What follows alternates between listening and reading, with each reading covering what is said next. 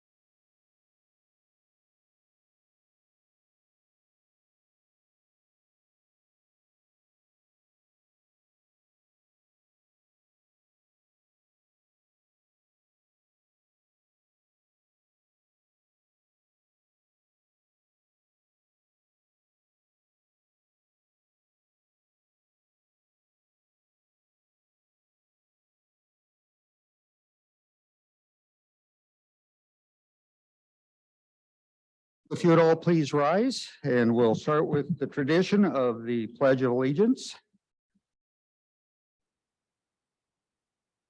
The flag there are on the video for Karen. I pledge allegiance to the flag of the United States of America and to the republic for which it stands, one nation, under God, indivisible, with liberty and justice for all. Thank you. We don't have any reports of anyone needing a special reach out, thought, prayer, congratulations of any kind. If you've, I'm accepting nominations from the floor, if there are any. Well, with that, then let's go ahead and let's think of those in our community that are not as privileged as we are in our own way. So please just take a moment.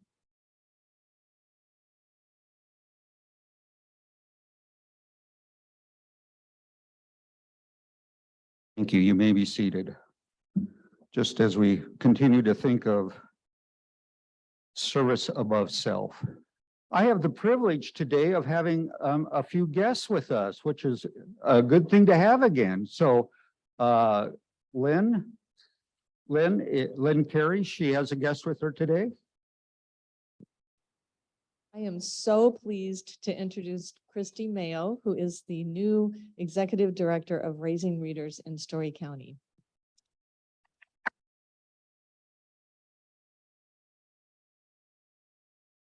Thank you. And then we have Jerry Miller with us today, and Jerry's not been in our midst for quite some time. Please, Jerry, stand and just be recognized. Welcome back. And with that, we have the opportunity with a serenade. John and Louis. John, To our visitors, please join in with the welcome song. Welcome to you from Ames Rotary, Nevada, London, or Gallipoli, from far off lands or the USA. We're glad that you are here today. Come back again whenever you're near.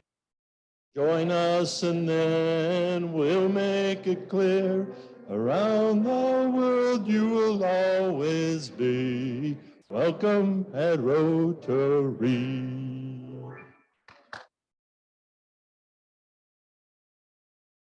It's our own John and Louis duet. So thank you, gentlemen. Always appreciate that.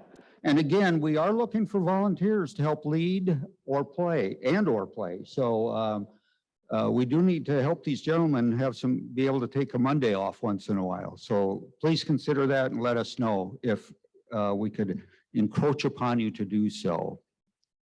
A few announcements to share. Let's see.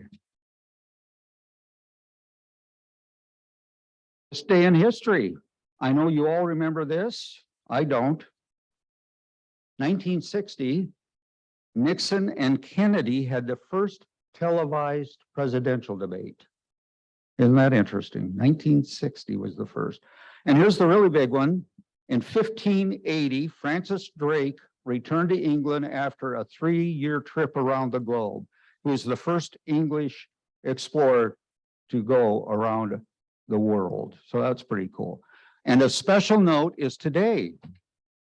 Not since 1963 has Jupiter, the planet, been this close to the United States, to the world. So tonight, as dusk is approaching, look to the east, and you're gonna, to the east, and you're going to be able to see probably the clearest, most distinct view you will have of Jupiter for the next 70 years or so. So take that opportunity.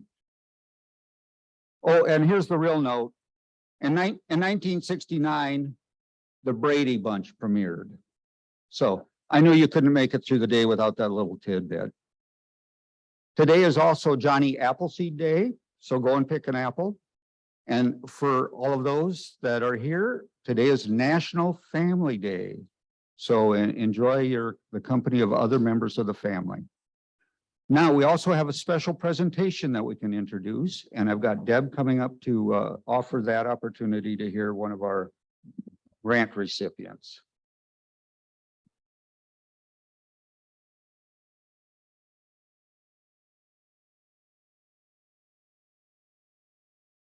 Thank you, Kent, and good afternoon, everyone. You may recall about 4 months ago, we announced who the 9 recipients were going to be for our 2022 Community Grants Program. And a stipulation of receiving those funds is having a representative from the organization come and give us an update on the project that they're using those funds for. So this afternoon, we have Alex Pfeiffer, and he is the Director of Exhibits at Ames Historical Museum. Ames Historical Museum received $2,483 for their project. And so I'm going to turn it over to Alex to give us an update.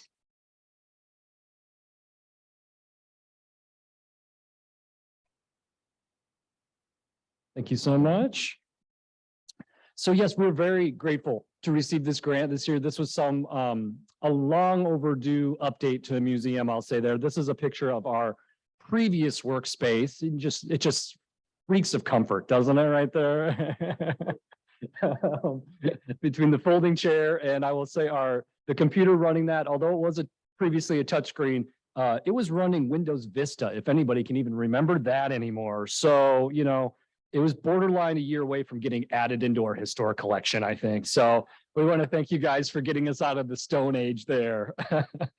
Yeah, perfect. So with the money that we were able to not only purchase a new computer running a current operating system, but we're also able to get a new workstation that features a motorized adjustable height desk, allowing visitors to be seated in an office chair, seated in a wheelchair, or at varying heights if standing is more comfortable. So this is just a great way for us to provide better accessibility, not only to this computer station, but the computer itself also does that by allowing visitors who come in, whether they're doing research or they're just the curious type, can sit down at that station and look at our nearly 600 yearbooks, telephone books, Ames history books that we've had digitized and are all accessible on there. Now, a lot of those are still available in the old-fashioned paper version on our wall there.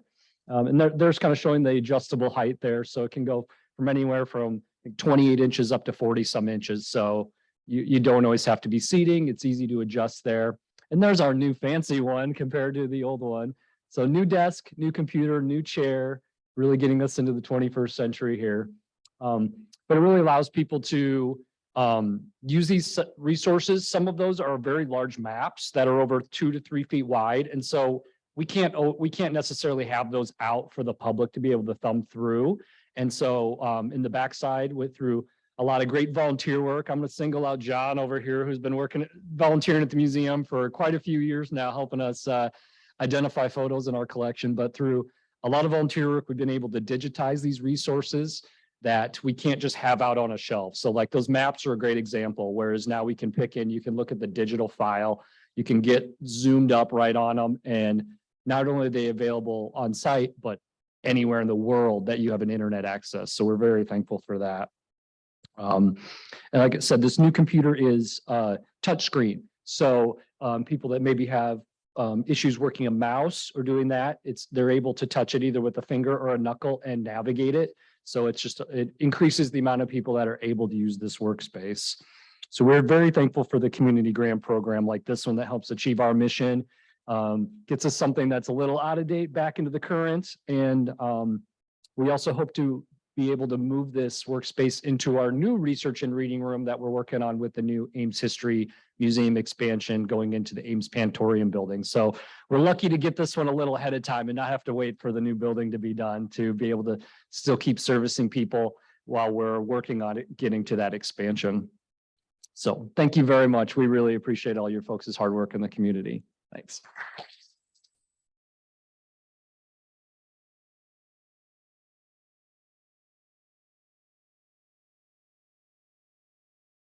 And the Historical Museum is going through fundraising. So if any of you have that opportunity to give not only of your time and talents, but also of your treasures, I know they would appreciate that. That was an unrequested endorsement for them. So I'm happy to share that with you. We now have the opportunity to hear from our annual address, if you will, on United Way. And visiting with us today is our special guest, is Kristin Pates. Kristin is the campaign director at United Way of Story County and has presented to the club many times since starting her position in 2009. In fact, Kristin joined our club the first week of March of 2020. So not only has she been a presenter, she's now a member. In her work at United Way, Kristin is committed to inspiring people to join the fight for health, education, and financial stability for every person in our community. Kristin's a graduate of Wartburg College in Waverly, Iowa. She lives here in Ames with her husband, Brian, and their 2 children, Connor, who is now 7, and Mara, who is 3. And with that, let me take the opportunity to introduce have our special guest come up, Kristin. Thank you, Kristin.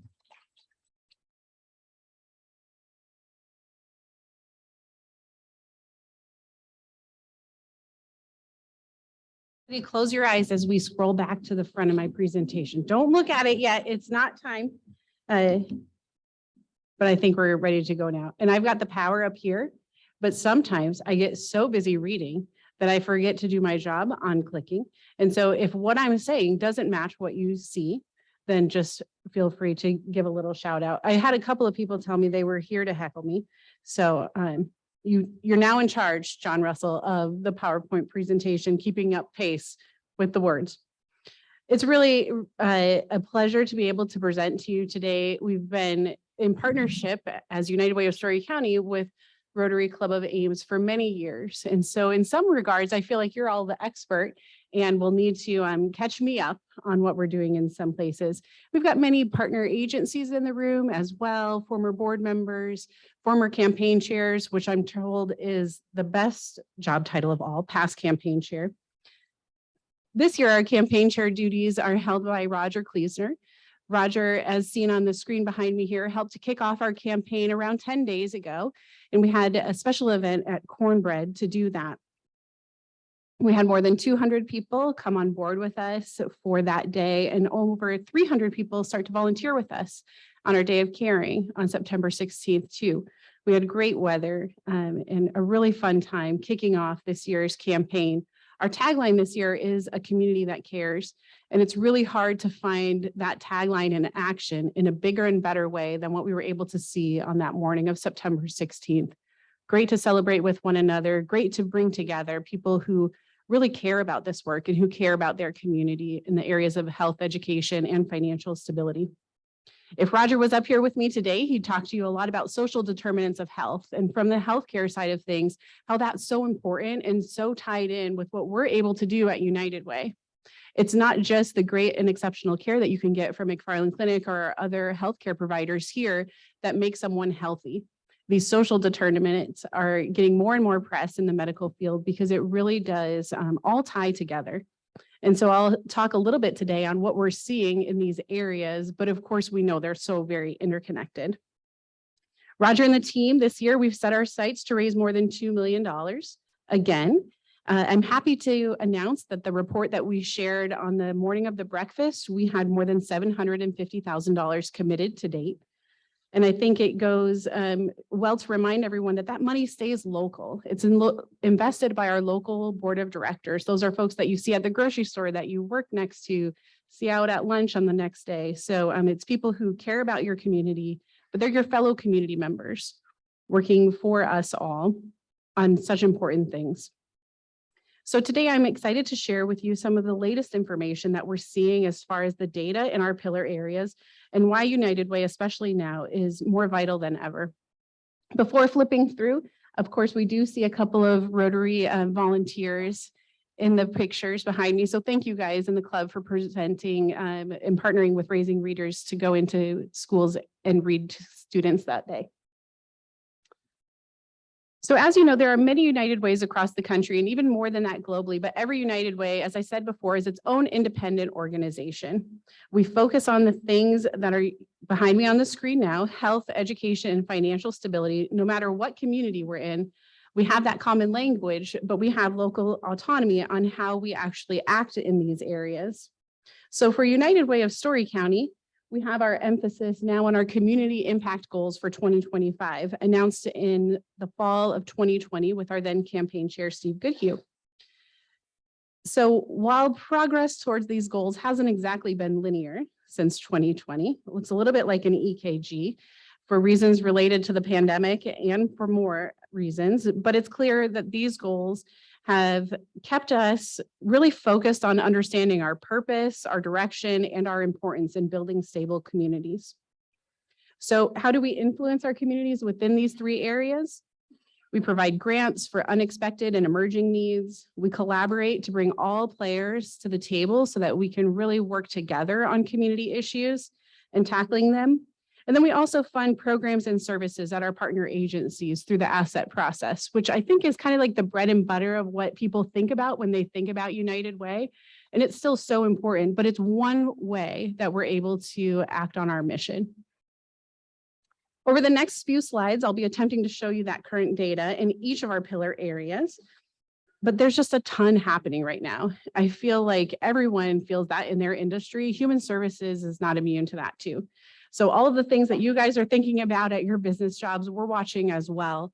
And as I mentioned before, even though I'll talk about them like they're very much isolated from one another, we know that that's obviously not the case. So first, in health, United Way aims to make essential services like nutrition, emotional and social wellness, and physical wellness affordable and accessible for our communities. These could be things like dental care, healthy food, mental health services. And we know that mental health is so much more than the buzzwords that we're seeing in the headlines across almost any media outlet that you read. Here's someone to look at the latest data in mental health in regard to Story County. The chart behind me now shows the percent of adults reporting 14 or more days of poor mental health per month. It's not a good picture. There's a lot of people out there who are suffering. And when we zero in on the data, similar data for youth, the picture becomes even more bleak. Here we have the results from the Iowa Youth Survey from the Iowa Department of Public Health. In 2021, Story County youth were asked, during the last 12 months, did you ever feel so sad and hopeless almost every day for 2 or more weeks in a row? And 28% of our youth reported that yes, they had. So what can we as a community, what can we as United Way do about this? We're funding mental health services and awareness programming for people living with mental illness here locally, their loved ones, and to the public to better understand mental health. We are increasing our allocations to supportive services like NAMI's Wellness Center, Family Support Group, and community presentations. We're also continuing to fund mental health programs at YSS, like substance abuse counseling, family counseling, service coordination, and prevention programming, which now includes a new youth suicide prevention program as of fiscal year 21-22. Another important part of addressing mental health is increasing connectedness and the feeling of community. We work to decrease social isolation in underserved populations with many of our partner agencies, including Heartland Senior Services, RSVP, Mary Greeley Medical Center Home Health, the ARC of Story County, YWCA, and others. So before moving on to our next pillar, and I think we'll have plenty of time for questions when I wrap up with each, I just want to reiterate that this is part of our health work. So it's not exclusive of everything that we're doing in health, but obviously a really important part of what we want to share with you today and share with the community right now as well. So next, moving on to education. In our education portfolio, you see one of our focus areas is to have children enter school developmentally on track. And we can do this through parenting programs like high quality education for early childhood and early literacy programs too. All of that influences whether kids can get to school ready to learn. We also strive to have children exit 3rd grade reading at grade level. And if you've heard a United Way presentation in, I don't know, the last 10 years, you've probably heard me say that 3rd grade and that transition to 4th grade is when kids make the leap from learning to read to reading to learn. So they're going to be using their literacy skills 4th grade and beyond on every subject, not just one component of the day. It's a really pivotal point in an educational career for youth. So it's no wonder that we, like many, have been watching what we're seeing on 3rd grade reading proficiency, pre-pandemic up to date. So pre-pandemic, the slide's going to get a lot more exciting, so stay with me. Pre-pandemic, the proficiency rate of 3rd graders in Story County was 73.8%. And then the world changed and the pandemic happened. We had to pivot. And even though we were doing so many things as a community, our educators are wonderful, but the stress of the pandemic was not just impacting literacy or not just leaving out literacy and impacting everything else. Our youth are feeling this. They're still feeling it to some degree too. There was no data collected during the 2019-2020 school year. So I've got a dotted line there for where there's no data collected due to the pandemic. But we know, of course, that proficiency dropped. And that dropped to 58.9% among 3rd graders in Story County. As I said before, schools were in a period of flex, our community programs were in a period of flex, but those wraparound supports and those summer learning opportunities just couldn't happen for safety standards at that time. And although all of the players involved were very innovative in service delivery, we still see a pretty significant decrease. Our programs are excellent school districts. They rallied the next year. So for example, United Way of Story County, our funded summer programs included more than 1,800 students the next year. And that was the year that just recently concluded, the fiscal year. And we were so excited to see that when we're able to infuse all of these very intentional metrics with students and our educators, again, doing amazing work with their classrooms, we were able to see a huge rebound in reading proficiency in the last test scores. This is new data as of like 10 days ago. So we were really excited about all of this. If you happen to hear one of my presentations before we had the latest data, consider this a great update to what we were saying at that point, because we were very concerned about youth and being able to hit that hurdle and head into fourth grade on track. So what can we do? What has United Way done to help make this happen, along with our partner agencies and, again, great local community school districts? My next slide details some of the ways we are supporting young learners, including funding summer learning programs, collaborating with Story County Reads, providing schools with Iowa Reading Corps members to work alongside students on a daily basis who are wavering in and out of proficiency, and then supporting out-of-school learning programs, and as well as 2 mentoring programs at partner agencies. All of this definitely makes a difference. No one can do it alone. And I think that's the power behind United Way. The final spotlight area then is financial stability. We're focused on access to basic needs, increasing income, and increasing financial capability through education, financial education. One thing we feel like it's important to highlight for you today is food security and what our local food pantries are currently seeing. This is a look at the last 6 years of monthly visitor numbers at our 20+ Story County food pantries. This is a lot to take in, right? I think it does a couple of things to show you guys this data in this way.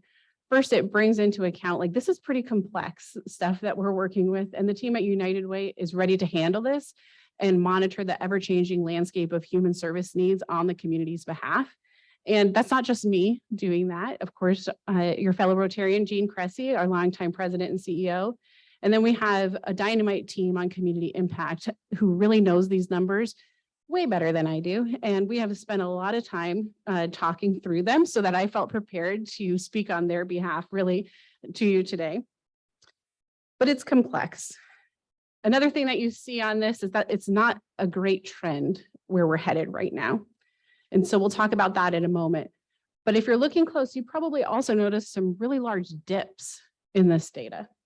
And so when we overlook or overlay that data on the timing of certain pandemic supports, the dips make sense.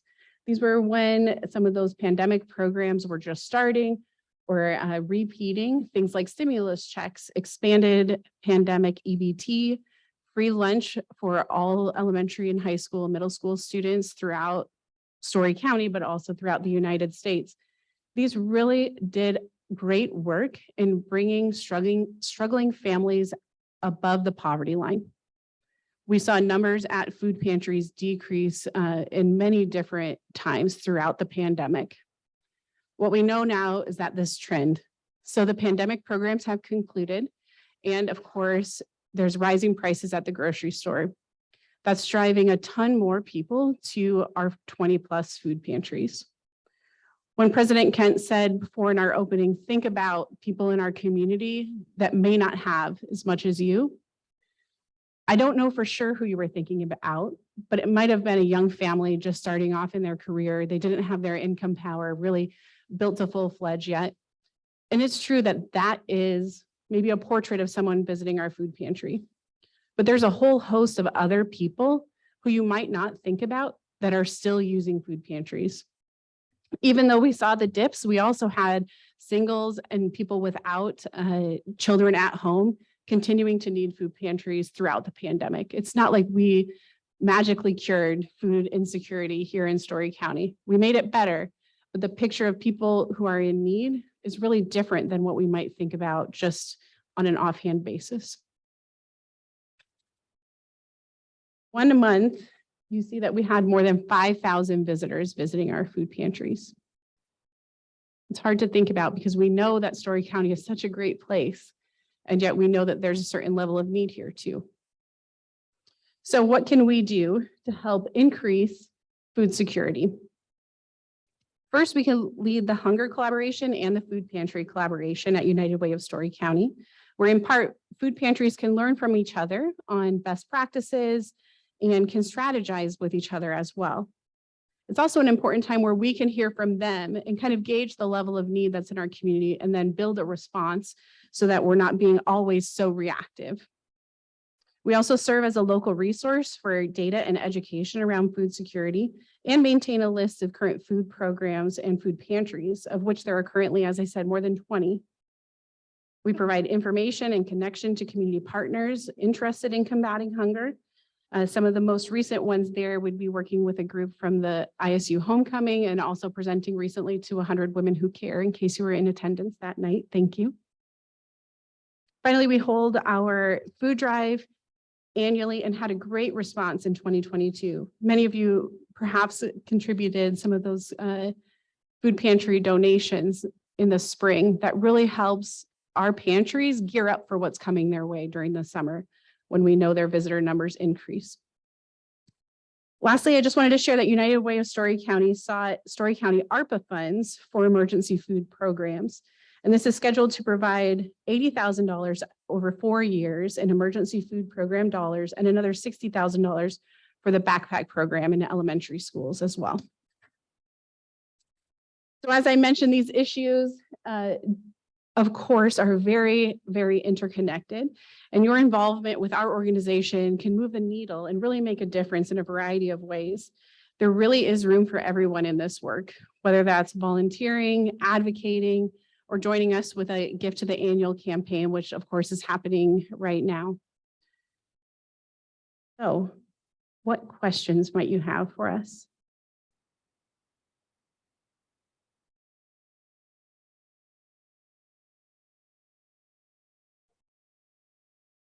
You want me to flip back?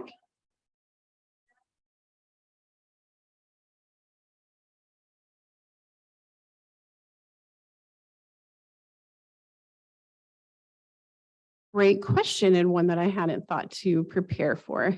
I'm going to phone a friend to my boss and see if she has better data at her hands. That looks like something we might have to look into and then The respond Iowa back. Department of Education would have that on their website, but we didn't track that necessarily for our goals because we're focused on grade level reading at the 3rd grade. But good question. I would expect that they saw a similar increase because it's not like we're at our summer program saying, 3rd graders, now you guys go over here, and 2nd graders, we're all about you. It's definitely still a mixed age grouping within the programming. So I suspect and hope that they saw a similar increase. Yes.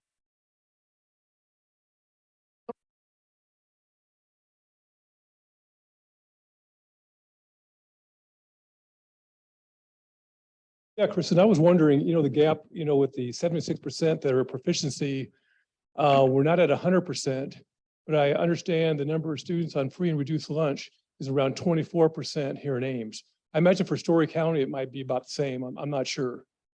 So are most of those students not reaching the reason we're not reaching 100%? Are most of the students in that population on free and reduced lunch? I'm going to answer your question and look over here to make sure that I'm answering it correctly. So we have now a great data sharing program with our local school districts where we're going to be able to answer that question much more fully than what we are right now.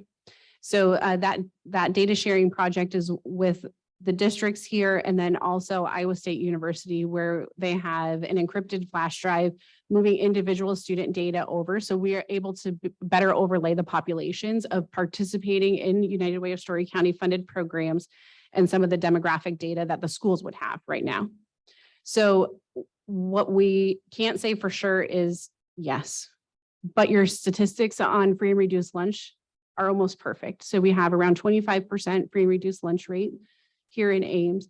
Outside of Story County, though, some of those free and reduced lunch rates go up to 40% or even higher at individual buildings across the county. And what we know is that student achievement, of course, we can't expect kids who don't have those wraparound services taken care of for them at home to sit in a classroom and not be worried and impacted by the different things that are happening outside of that classroom. School is an absolute respite for some of these students, but you can't do it all.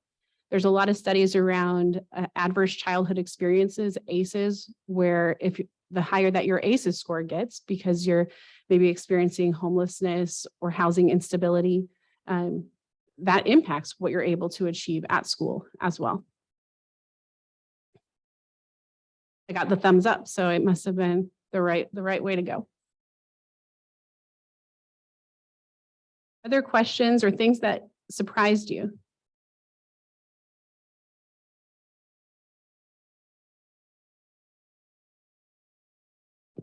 I was surprised when you mentioned that the food banks see more people in the summer.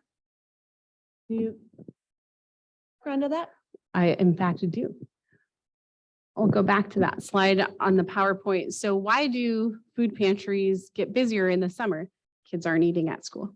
And so when families are trying to manage those household expenses and bring in food for all of the students who otherwise would have been eating at their school, oftentimes they just can't keep up. And so they'll start to get busy around May, June, July, and then into August as well.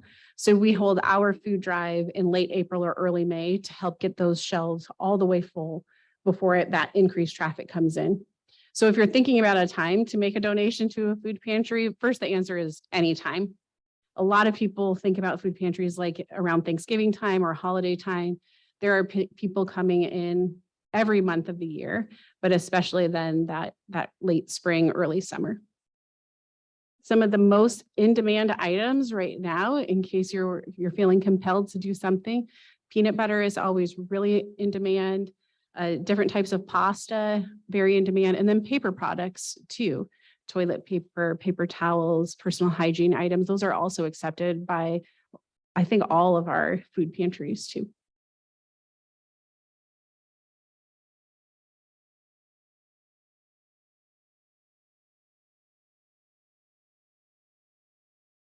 We now have, I think, 6 families, 17 people from Ukraine that have entered our community, and there's very little being done for them financially or with housing and so forth by the federal government. Also, I know there's 6 families on the way trying to get to Ames. What does United Way do to help refugees and immigrants? Thanks for the question, George. Starting at the beginning of the pandemic, it was very clear that immigrant households would be in particular need when closures were happening. And so one of my colleagues, Annika Mundell, brought together some of the people that she knew was working in this area and really served as the backbone for the newly formed immigrant coalition. And that group was able to support many hundreds of immigrant households throughout the pandemic, some on an ongoing basis too, because they had maybe jobs in the service sector and their income went from XYZ to 0 overnight. And so that coalition was not just Annika, a ton of different people putting in hundreds of hours to really help all of our community members feel supported in a really difficult time. And they're continuing their work right now. And I don't have specifics of what they're doing to help the Ukrainian families, but I feel very confident in saying that the people that did such great work throughout the pandemic are probably at the forefront of the conversations too. I just don't know them yet.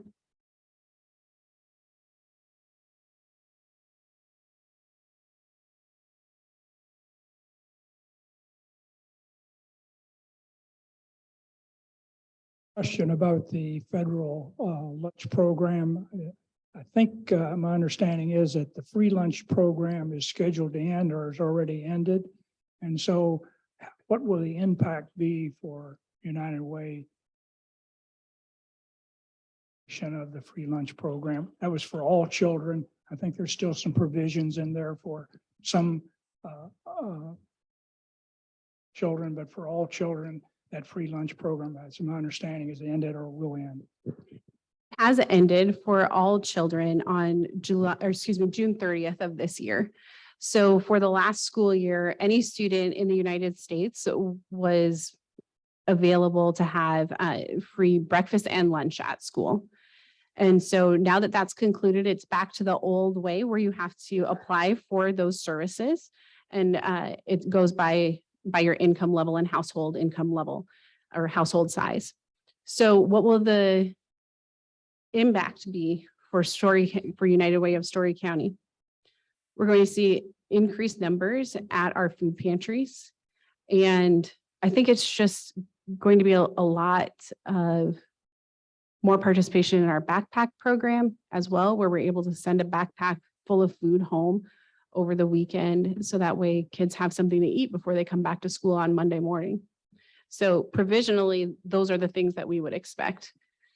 But the other thing in having a first grade student, and it's family day, and I've got lots of time, so let's talk about it. So we had a kindergartner last year, free reduced lunch available for everyone. He loves it.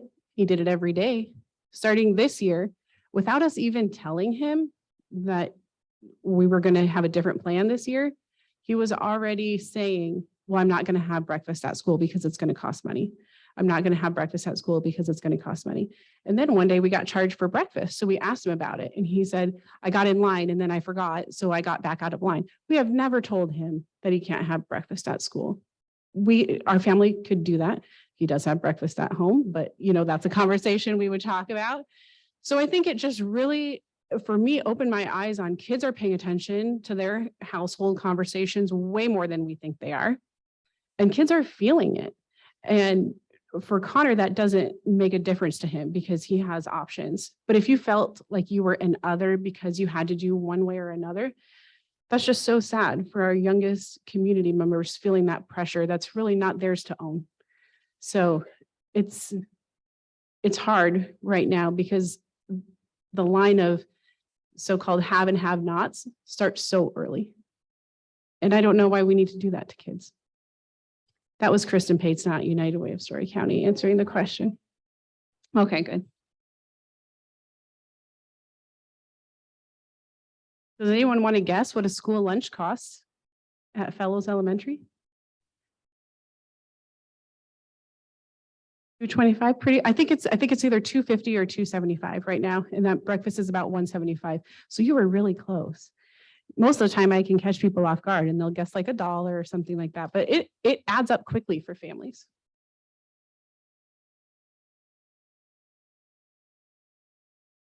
Oh no. If you're online, it's Jean with the next question. Okay, my question is, who's your favorite boss? There's only one answer.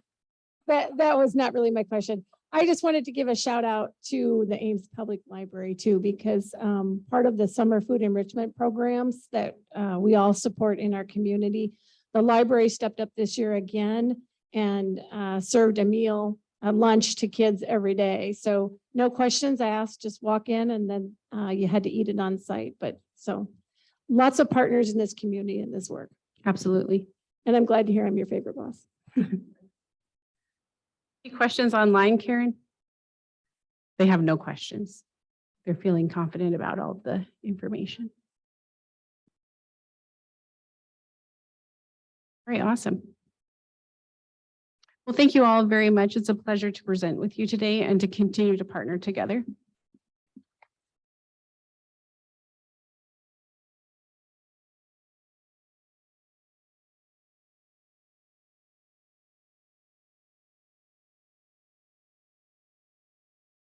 Kristin, I don't have a book here with us for you to sign today, but one will get to you and in our thanks for you presenting and also that opportunity to again feed into young people's lives through Raising Readers for the 2-year baby checkup. I do have an announcement that I need to share with everybody. We have put together a committee. We're going to be changing locations. We received a new contract from the Alumni Association, and quite frankly, we can't afford it. And due to that, we are now in the process of looking for other areas that we may be able to visit, hold our meetings and continue with our service. So we want the club to know of this, that a search is going on. And unfortunately, a move will be necessary based on the contract that's been presented to us. The food cost, or excuse me, the rental cost was doubling. And unless you wanted to be a service club, everything we would gather would virtually pay for the rent. And that's not our purpose. So we are going to seek other opportunities. So if you might have a suggestion, you might know of an area. Again, we've got a committee going on, but if you would forward those to Karen, and then Karen will help distribute that. We would appreciate that opportunity to look at everything we can do in those regards. So keep that in top of mind. Also, obviously, as Kristin just presented, there's the old homage, united we stand, divided we fall. That's from Aesop. And if we all work together, pull together, just think of imagine what we can do. So we'll continue to work for that. And my last quote, and again, it's working together. Alone, we can do so little. Together, we can do so much. Helen Keller. With that, if you would, let's please stand for the four-way test. Of the things we think, say, or do, is it the truth? Is it fair to all concerned? Will it build goodwill and better friendships? Will it be beneficial to all concerned? Thank you.